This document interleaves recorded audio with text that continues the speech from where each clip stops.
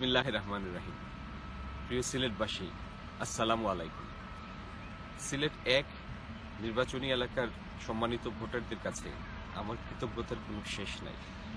৩০শে December মাত্র ২-২.৫ ঘন্টা সময় পেয়েছেন আপনারা, তার মধ্যেই ১,২৩,০০০-এর উপর ভোট দিয়েছেন। যদি আপনারা পুরো সময় ধরে ভোট দিতে পারতেন, এই দিন সিলেট ১ নির্বাচনী এলাকার ইতিহাসে নতুন একটি নজির স্থাপিত হতো। ভোটের হারের এবং বিজয়ী এবং পরাজিত পক্ষের মধ্যে ভোটের ব্যবধানে। আপনারা আশাহত হবেন না, আপনারা আমাকে চির ঋণে আবদ্ধ করেছেন। আশাহত হবেন না এই জন্য, এই দেশের বর্তমান গড় জনসংখ্যার গড় বয়স মাত্র 22.5 বছর। তরুণ প্রজন্ম আমাদের জনসংখ্যার সবথেকে বড় অংশ।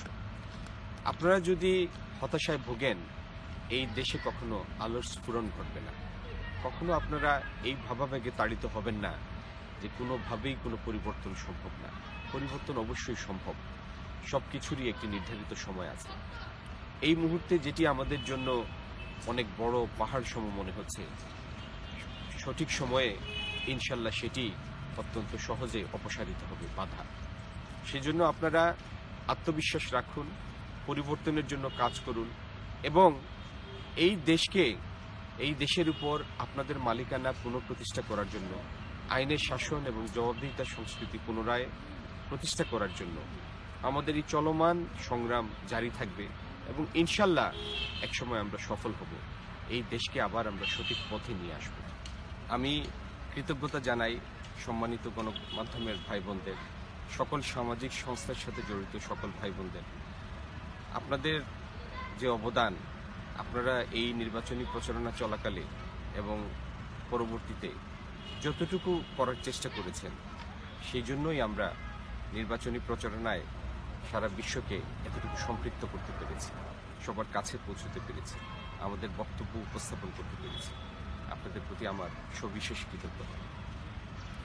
আর আমি সিলেটবাসীর কাছে আমার বিনীতভাবে আবারও কৃতজ্ঞতা জানাই আমার দল এবং ঐক্যফ্রন্টভুক্ত সকল নেতাকর্মীর কাছে। আপনারা মৃত্যু ভয় তুচ্ছ করে সামনে এগিয়ে এসেছিলেন, এমনকি মা বোনেরা পর্যন্ত প্রতিরোধ গড়ে তুলেছেন। কিন্তু এটি তো বাস্তব। সংগঠিত রাষ্ট্রীয় বাহিনীর বিরুদ্ধে নিরস্ত্র মানুষ, আমাদের প্রতিরোধের ক্ষমতা সীমিত। তারপরেও আপনারা যতটুকু করেছেন, অনেক করেছেন। তার মানে এই দেশের মানুষের বাঁচার আকুতি, এই দেশটিকে ভালোভাবে পরিচালিত করার আকুতি অনেক তীব্র। এত তীব্র আকুতি, এত তীব্র আকাঙ্ক্ষার পরিণাম ইনশাল্লাহ ভালো হবে। আমরা সঠিক সময়ে একটি সঠিক ফল নিয়ে আসব।